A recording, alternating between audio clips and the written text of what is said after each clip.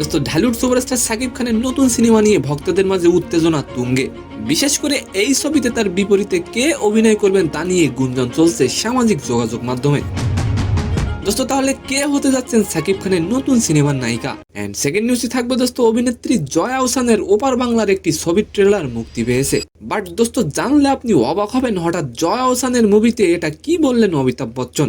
তো আশা করি নিউজ দুটি জানতে অবশ্যই ভিডিওটি সম্পূর্ণ দেখবেন।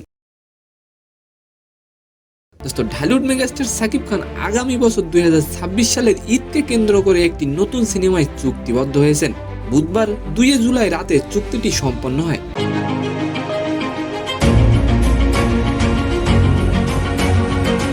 দোস্ত সিনেমাটির নাম এখনো চূড়ান্ত হয়নি, তবে এটি পরিচালনা করবেন জনপ্রিয় নির্মাতা আবু হায়াত মাহমুদ।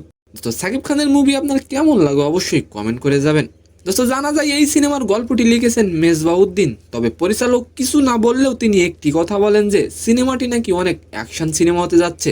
দোস্ত অন্যদিকে জয়া আহসান ওপার বাংলার ডেয়ার মা নামে একটি মুভির ট্রেলার মুক্তি পেয়েছে। দোস্ত তবে এই মুভির ট্রেলার দেখে বলিউড অভিনেতা অমিতাভ বচ্চন তাদেরকে প্রশংসা করে একটি পোস্ট করেছেন।